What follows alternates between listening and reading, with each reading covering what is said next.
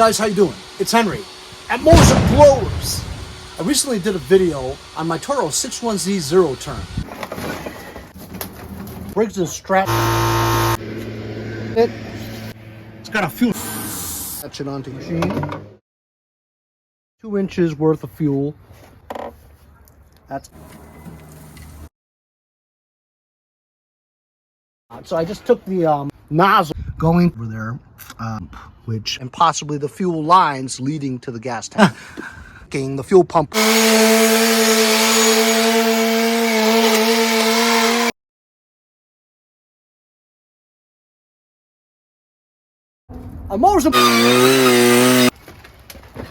Had it for about 5-6 years. It's my go-to daily driver. Recently it didn't start right and it started running bad after like 20 minutes, half hour or something like that. So then we took a exterior gas tank and put it on gravity feed mode so that it doesn't use the fuel pump or the front fuel tank and the lines that go to it. Ran great, so we knew it wasn't the carburetor, wasn't the spark plugs, wasn't the coil, magneto, anything else. It was simply a fuel delivery issue. So that gravity fed fuel tank on top of the engine had fuel going directly into the carburetor, and it ran fantastic. So we knew that that was a problem, was that it's a fuel delivery system. So today I came out to button it up because I had sold the gas tank immediately after I made that video. So gas tank is on its way to Wisconsin or something like that. I sold that for 80 bucks. So altogether, that 8.5 horsepower engine that I got for free locally around this area because the guy was throwing it out, right? I've made over $150 on just the air filter box, the recoil starter, and the gas tank. 150 bucks. See, like I said, if you guys haven't seen that video of don't throw away your blown engine, make sure you're subscribed so you can go find that video and watch it. It's very interesting.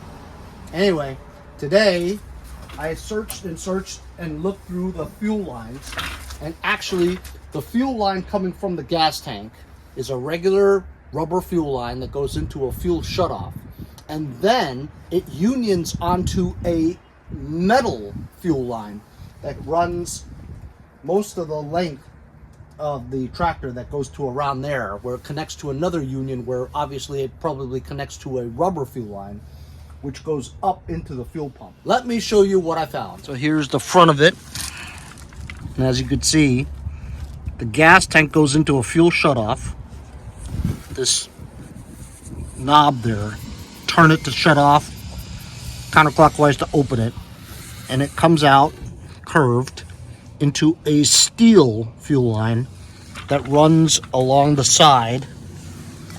That probably goes in there somewhere on the bottom, attaches to a regular fuel line, comes up into the fuel pump right there. Now there is another line that goes from here to the carburetor. In the center here, there's a pulse line that goes into the crankcase that's inside the engine shroud. What do you see that's wrong with this? This bend right here, I can feel the rubber. It's collapsed. So this bend right here was restricting fuel going into the carburetor. It still does get fuel to the carburetor, but not well. So I think I just need to change that line and we'll be good.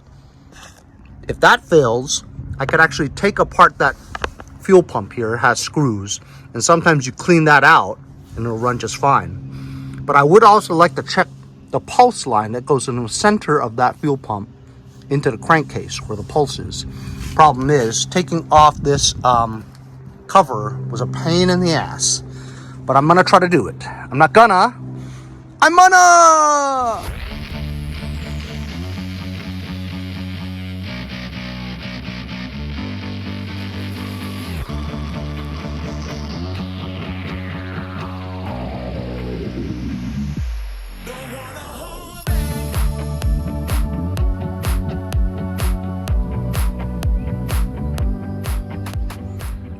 Okay, if you guys have never taken apart the top end of this Onan 16 or 14 horsepower opposed twin. Here it is. I actually did take this apart once because I was investigating why it didn't run right. It turns out I had the battery backwards. Wasted like 2 days of my life trying to figure that out. Anyway, here's the fuel pump. As you can see, this line over here is like practically flat. Okay, no wonder no fuel was coming out. So I think the fuel pump's going to be all right. It goes through this firewall and over here. Now this fuel line is very puffy. What happens when it's very puffy and soft means that it's collapsed. The rubber is breaking down and it is narrowing the tube, kind of like a bad artery in your body. Throughout the years, it gets old and it swells, and now you have no blood going to the heart, basically no fuel going to the carburetor. So I'm going to remove this fuel line. This is already disconnected from my troubleshooting at the time.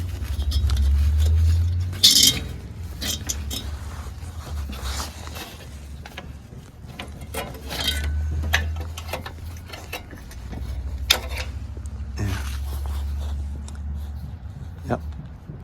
It's very soft and rubbery. I can feel like a blob over here, see? So you can just tell that this fuel line has been, I mean, with the heat, you know, and over the years, I'm going to change this fuel line, and I suspect that that will be fixed. You see what a pain in the ass it was to remove this, because the coil stator wires all attach to this thing underneath the cover, and it goes in this area right there below that. And then I had to disconnect the spring onto the throttle. I mean, it really hard. Here is the pickup line, not the pickup line, the pulse line from the engine. It looks okay. Doesn't seem to have any leaks to it. It's held on with a hose clamp, conventional automotive type. And feeling the hose, it feels okay.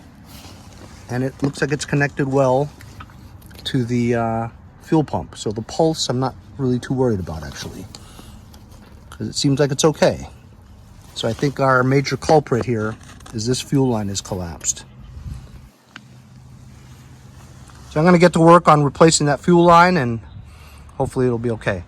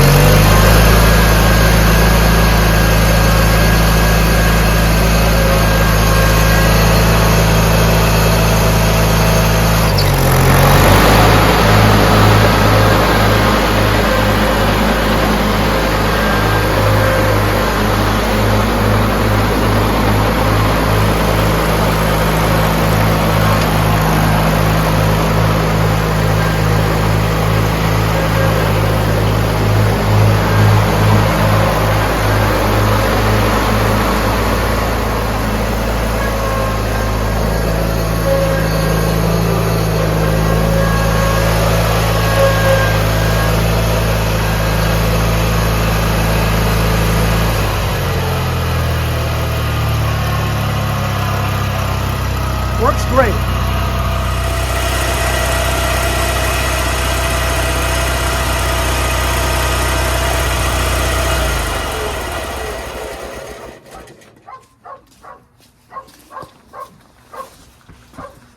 So it runs fantastic. I want to test and make sure that both cylinders are running.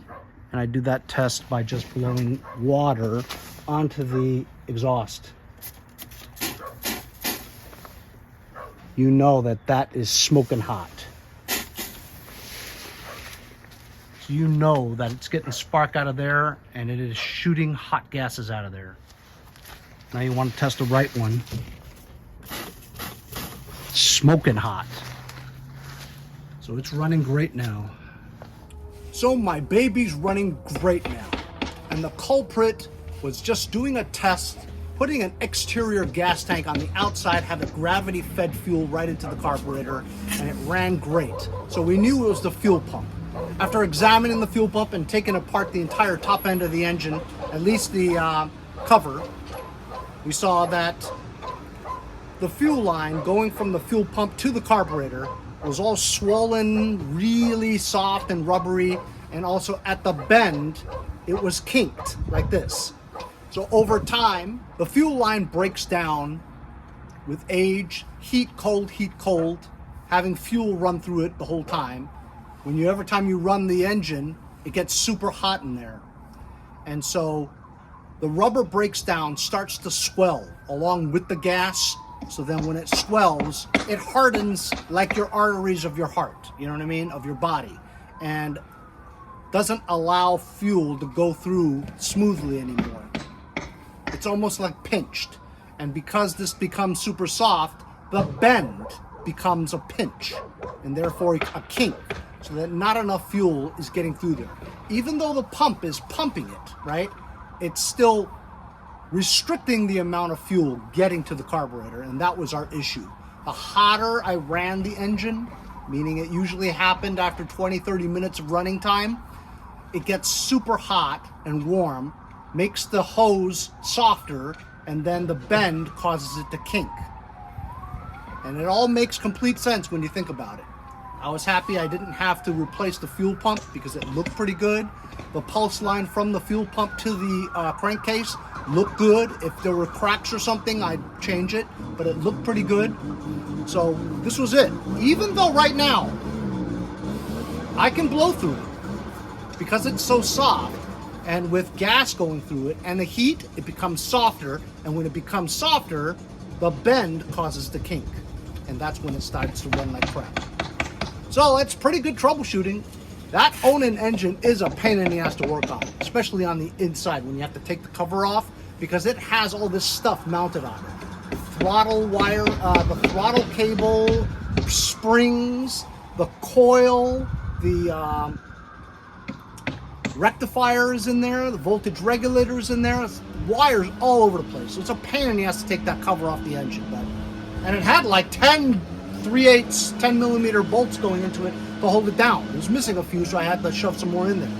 But works great now. I'm very happy about it. Fuel delivery system's fixed. If this happens again, it's just as easy as just putting an exterior gas tank on the top, having it go straight to the carburetor, and you're running again. Hope you guys enjoyed the video. Remember to like, share, and subscribe so I can continue to bring you small engine content like this one. See you guys next time on Mowers and Blowers.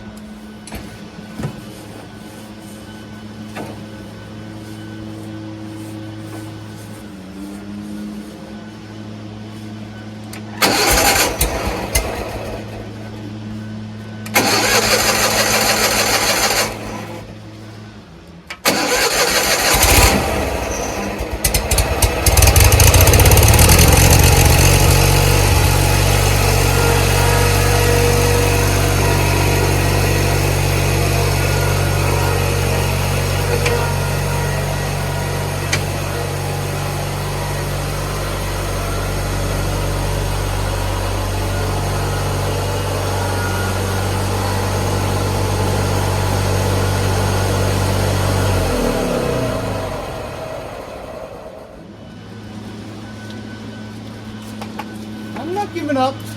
I'm going to get this going reliably.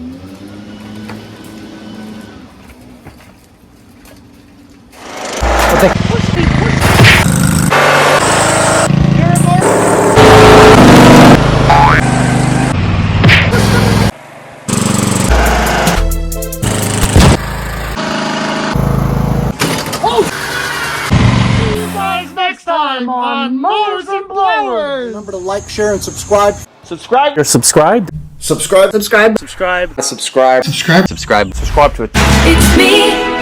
Hi. We need you to donate $1 or $2. Hit the subscribe button. It's free. We'll see you guys next time on Mowers and Blowers.